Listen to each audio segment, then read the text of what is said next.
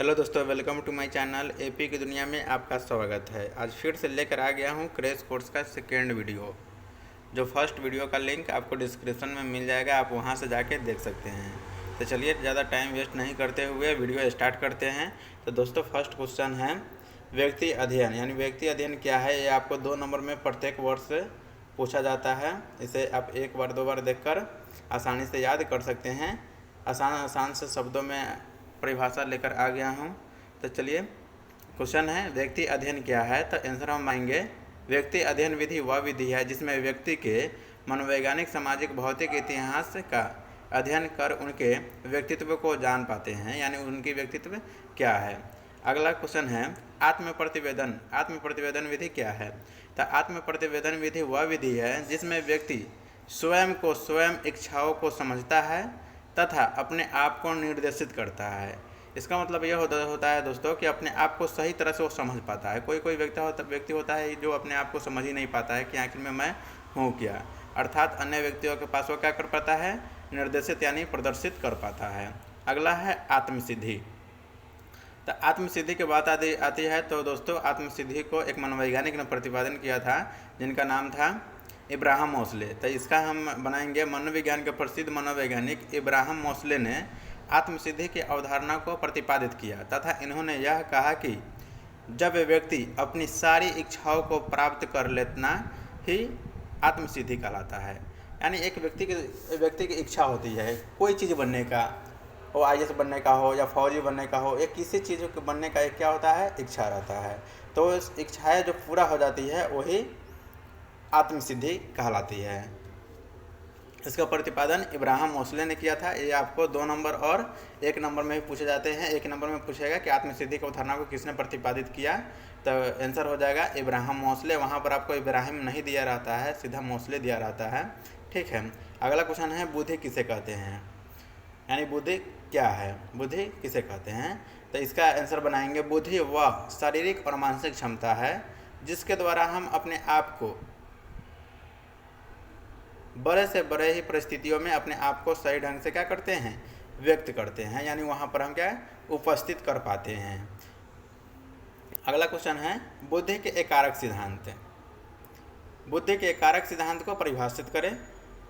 तो इसका प्रतिपादन है ना अल्फ्रेड बिने ने किया था। तो इसका आंसर बनाएंगे, मनोविज्ञान के प्रसिद्ध मनोवैज्ञानिक अल्फ्रेड बिने ने बुद्धि के एक कारक सिद्धांत को 1904 ईस्वी में प्रतिपादन किया। अर्थात इन्होंने कहा कि बुद्धि एक ऐसी योग्यता है जिसके द्वारा हम अपने आप को बड़े से बड़े परिस्थितियों में व्यक्त करते हैं। यानी अपने आप को क्या करते हैं, उपस्थित करते हैं। आपको दोस्तों बता दें कि प्रत्येक वर्ष के एग्जाम में आपको ये इसे क्वेश्चन आता ही है।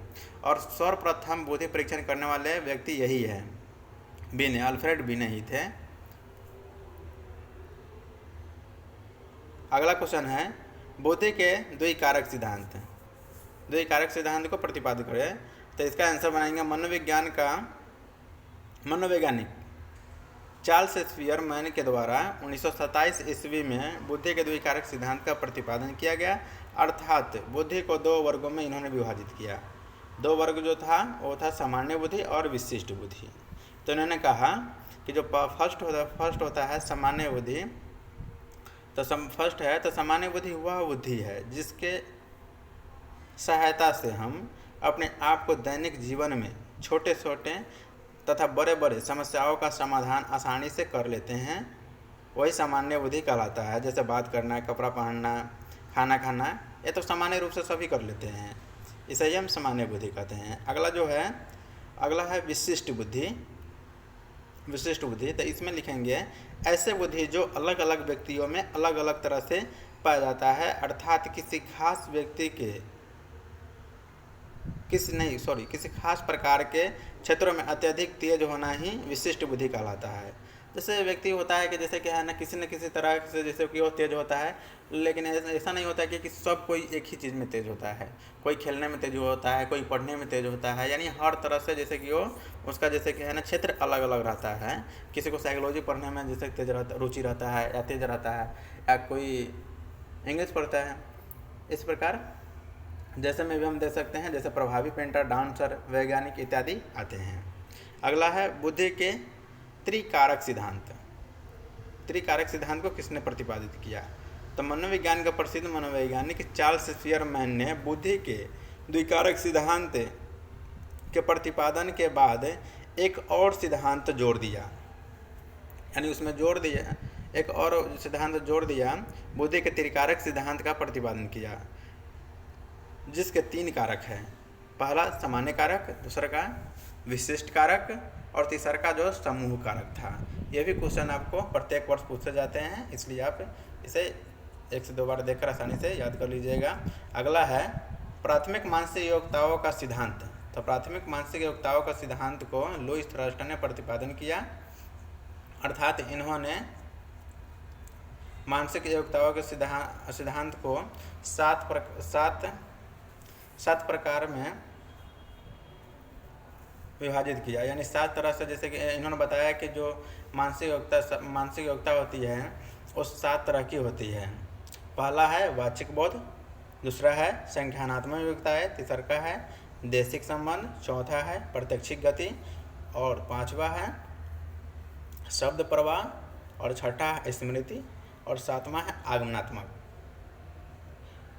दोस्तों, तो ऐसे क्वेश्चन आपको पूछता है आगमनात्मक किससे संबंधित है, तो इसका आंसर हो जाएगा लुईस थ्रस्टर। और ये भी ऑब्जेक्टिव में पूछता है कि प्राथमिक मानसिक योग्यताओं का किसने प्रतिपादित किया था, तो इसका भी आंसर हो जाएगा लुईस थ्रस्टर। ये भी पूछता है कि प्राथमिक मानसिक योग्यताओं में कितने भागों में रखा गया है, तो वो 7 भागों में रखा गया है। इस तरह से आपको ऑब्जेक्टिव में भी क्वेश्चन पूछते हैं। तो दोस्तों, इसे 1 से 2 बार देखकर आप आसानी से याद कर सकते हैं। तो चलिए, अगर आपको अच्छा वीडियो लगा होगा तो लाइक, शेयर, कमेंट और सब्सक्राइब करना नहीं भूलें। और फर्स्ट वीडियो को देखने के लिए आप डिस्क्रिप्शन में डाल दिया गया है इसका लिंक, आसानी से वहां से जाके देख सकते हैं। ऐसा ही हमारे वीडियो चैनल पर बने रहे। ओके।